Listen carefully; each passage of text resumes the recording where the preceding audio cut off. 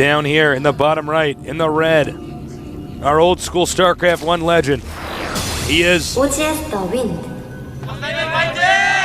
up here in the upper left, in green. New school player taking on old school blood. He is Golden for you.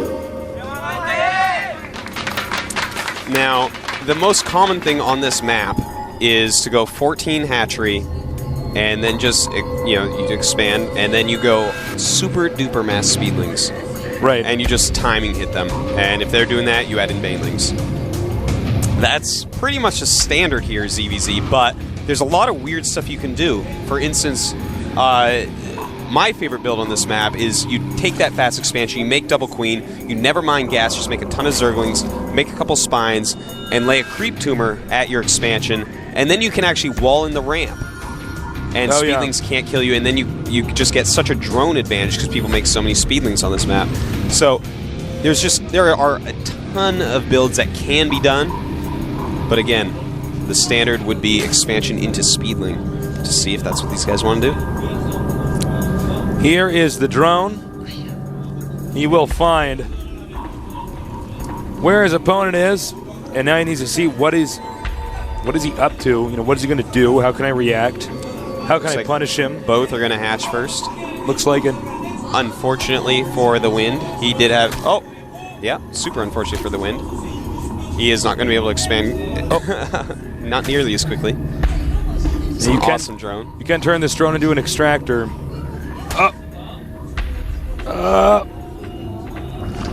TheWinD finally gets his expansion up. As you can see, Golden Vow gets it up just a little bit later. Yep.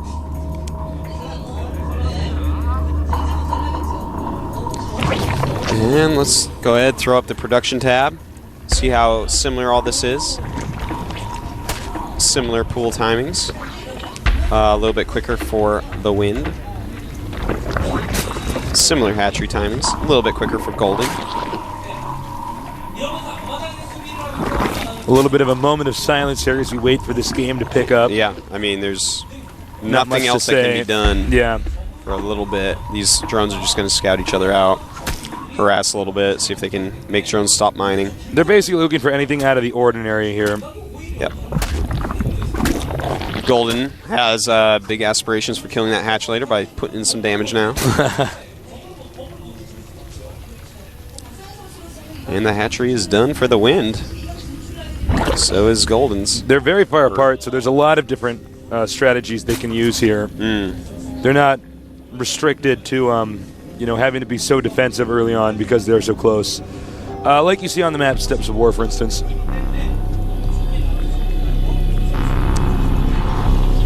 Well, we do see both of them starting speed at almost the exact same time. And I think we're going to see the pretty standard play of super duper mass speedlings here. Try to get a few drones at your expansion so you have a high enough economy to make more speedlings than your opponent. Yep. It's a dangerous balance. But, we do have some divergence here.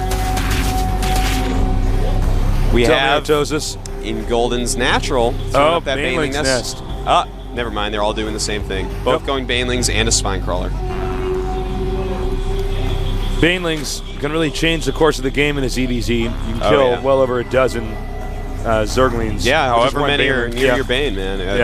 Banes are disgusting against them. Really makes it quite micro-based and very strategical as well. Similar in a way to StarCraft 1, where it's a very intensive micro matchup. Yeah. It's like the Scourge. It's like a ground Scourge. Yeah. Sometimes it gets muta, but a lot of times it just stays on Ling Bane. If I was a Zerg, I'd build ramps so the Banelings could like half pipes, so the Banelings could roll down hills and go up to half pipes. Speed and and then hit my opponent's doing ollie 720 Misty Flip. That's right. Yeah. Note the position here of the structures. Make somewhat of a wall, so the Spine Crawler can't be hit as easily. Not the same from TheWinD. No, this one wants to be hit easily. He's asking for it. Getting his second gas. We may see that here soon. TheWinD loves to tech quite quickly, I must say. Let's get that layer up.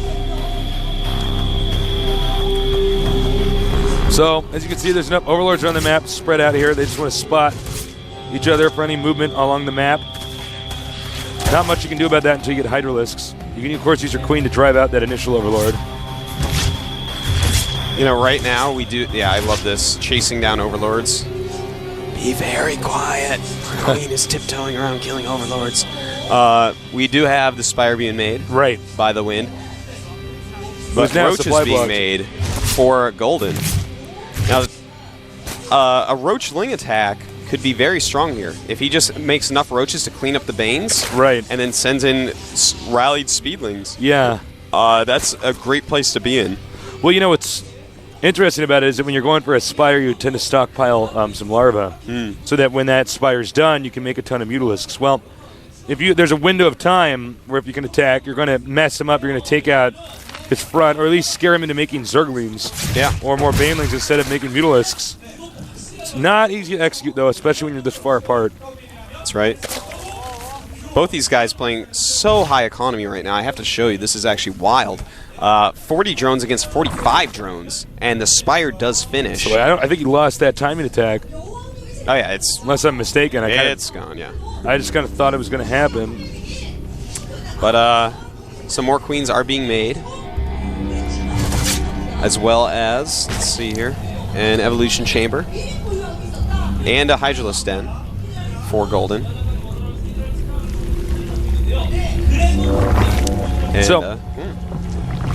Another expansion here for the Wind. He's going to know he has map dominance.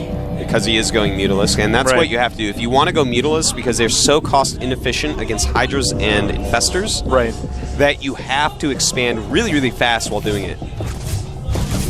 And the Wind is the type of player, though, that doesn't like to tech switch out of it. I have a feeling that the Wind is going to just sit on Mutalisk tech and just make a lot of Mutas, a lot of Speeds, a lot of Banes, and just see if he can't win like that with a superior economy by expanding a lot. So, Infestation Pit is on the way. Yeah, that's... Infestors are quite good. This is not looking good for the Wind. Totally different tech patterns here. I love it when I see that in the ZVZ. It makes it so exciting. Oh yeah, way more so than you just see a billion roaches hitting each other in the head. Now, as you can see here, he knows about the other expansion. However, even if he does get Hydras, it's hard to move across the map with Hydralisks. So, you know, sometimes you do make Speedlings to try to get over there and harass, but I think right now he's just going to try to hit off a good timing attack. You know, make sure you have about 7 Infestors. He is, in fact, getting the Infestor Gland upgrade, so he's going to have those Infestors have even more energy, as well as Hydralisk range, Carapace, and ranged attack. So that's actually really, really smart. Looks like the Wind might go for Burrow with Burrow Very speed. smart. That is actually really good by the Wind. He is transitioning out. He is, in fact, going over into Roach. Going to just try to slow down his opponent with these Mutas as long as possible while he gets up a superior economy, switches into ground, and is able to hold off any ground forces. Very interesting indeed. You can see the Wind definitely with more map control because of these Mutalisks flying around, taking out Overlords wherever they may be. That's right. Now look at this. One Muta flying in. He's scared of Infestors at this point. Sees the third hatch. That tells him that this is definitely going to be a timing attack. Yeah, if you see the third hatch in their main and they only have 2 bases, or if you see a third hatch that's just not an expansion, they only have 2 bases, that means they're going to go for a timing attack always. Yeah. It's a very long map, so the Wind has to be feeling pretty confident, especially with the switch into Roach. The problem is going to be the fungal growths from the Infestors. Yeah. If he fungal growths just perfectly, then he should be able to take this out pretty easily. The Hydras can just beat everything with fungal. And of course, Banes, if they get fungaled, are worthless.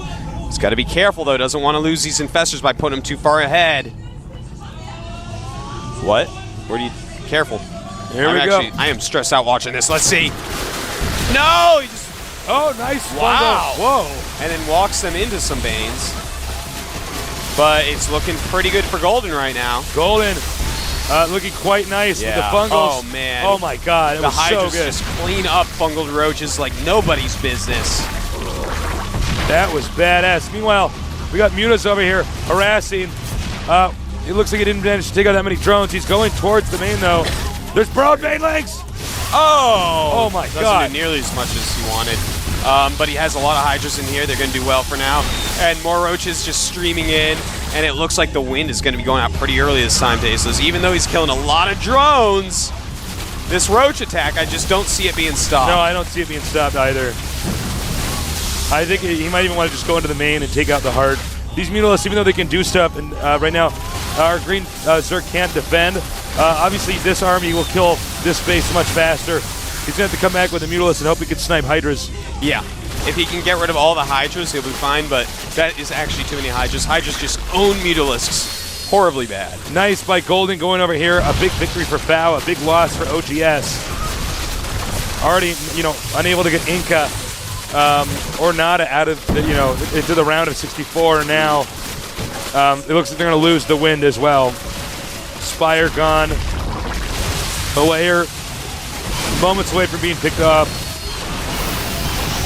And even heals that Hydralisk with a transfusion. Nice. Making spore crawlers in his opponent's base. Yeah, that's pretty cute. He's actually just... Game is basically over at this point. Yeah. More than even basically. It's over. No, this game is actually over. It's like he's dead. He just hasn't left the game yet. The wind. It's more over than 2009 Tasteless. It is. And it's done. almost 2011, so 2009 I know, is way that over. is like passe. He's going to go up here, kill the last structure of significance. The wind. Try to turn around and see if I can see what he's doing in his booth. I know. I It's couldn't like get a glimpse hard of to it. imagine why you would still be in this game. GG! Wow. Golden just steamrolls through the win. Unexpected. And there it is. Yeah, you can see he's happy about that one. Team FAO. Old school StarCraft 1 team making their presence made known here for StarCraft 2. That's right. The wind. Not happy, but maybe not sad either, Tasteless. He's been around a long time. It's time to pass the torch on to Golden. The wind. He's gone. I was trying to think of a funny the wind joke, but I got nothing. How about this? Something about, like, for the big- Golden, that was a breeze. Ooh. Oh, you are just a funny person. Thank you. So the wind is out of the tournament. I hope you guys send in some questions for Golden. I hope so, man. I've been having to make up questions all night. Yeah. You understand you guys didn't send in very good questions. GomTV.net forums. You got a post there. Do it. You're going to write up something.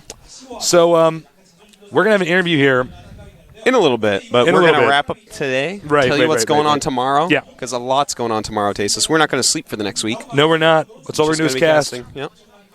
That is it. And in the 1 hour and 7 minutes of free time I have each day, I'll probably just play a couple StarCraft games. No, that's probably what I'll do too. Yeah. So it's going to be an exciting day tomorrow. Yeah. I will see you early in the morning, and I'm talking about early in the morning as in nerd time. So that's like, I think I'll be here at noon. That like is so early. Whoa. That's like 5 a.m. for normal people. Yeah, that's early. It's like, who gets up that early? Every StarCraft person I know is like not a morning guy. Of course not. You know what I mean? Who are morning Because the people? night's actually better. Well, there's two types of people, Tasteless. There's farmers and then there's gamers. Farmers get up early, gamers sleep in. Tell Well me said. sleeping in ain't better. Thank you. Yeah. Thank you for that. I can't believe the wind got knocked out. Thank God we didn't see Nest T get knocked out, too. I know, man. We Whoa. almost did. That was close. Don't forget about that. Some pretty good matches today Yeah. overall. Some really strong play by players you wouldn't expect. Maka is back, He's which is kicking exciting. ass. Yeah. And, well, Golden. This guy's someone to look out for. Definitely a very good player. There he is. He's standing next to you. He's right over. He's getting ready. To my left, we'll have an interview guys with just saw him his sleeve after for we a close this second. out. Yeah. So again, special thanks to our sponsors at Sony Ericsson. We love you guys. Thank you so much. Blizzard, just a good game. And of course, guys, spread the word, please. Yeah. Go out there, tell your friends, tell your family, tell everybody about GomTV. Let's take a look at today's results. Artosis, take it away. Nest T took out JYS 2-1. Very close series. Definitely could have gone the other way. Then we had Sen, the man from Taiwan, the master of Zerg in StarCraft 1 and apparently StarCraft 2, winning his first round in the GSL in his first try against OGS Vines. Pretty close matchup, pretty wild. Little boy, a.k.a. Goma, happiest man in the entire world to beat Jukujung 2-0. What an awesome series that was. It was, and he was so happy. Maka Prime, he came back, from his slump in Season 2. 2 times sleep. Could have done that sleeping, man. He played so well. Make him wake up. Oh. Wake me up. I think I'm dreaming because Golden Foul, Ufudi, whatever. Golden, he just destroyed the win. Yeah. Really great ZBZ. Taking out that old school player, very impressive. Now let's take a look at tomorrow's games we're going to be casting. All right, it's going to be Rocher against Go Boogie. Then Dreamizer against TSL Rain. Libero Prime, very good player, against Next Genius. He's actually NSP Genius now. Rainbow, yeah, finally we can call him into the Rainbow again. Just when I got used to Hope Torture. What are you guys doing to me? He's going to be going against New Dawn. And then we're going to see Bit by Bit against Hey Pro. Oh my God. Oh, yeah. That's going to be so awesome. I can't wait to see those. Baby. I'm excited. So here is day 2 for the round of 64. We're going to have... well, that's the nighttime matches. I was like, wait a minute. No, that's going to be the nighttime match. We're going to have what is it, Tosiad Yep. against the Fruit Dealer. Oh, boy, SC Foul. Another Foul player against Bless, who I believe is actually Lin. It is. War 3 Pro. Any Pro Prime against the Best Foul. And then next, Naya against Hung and Prime. Awesome. So that should be pretty cool. A lot of games for us to cast. It is a lot of games. It's going to be a lot of games. Yeah, it's going to be a long day. I can't wait. Well, right. guys, Don't thanks go so much anywhere. for joining us. We're going to have an interview. I'm going to peace out. I'll see you guys tomorrow. Much love.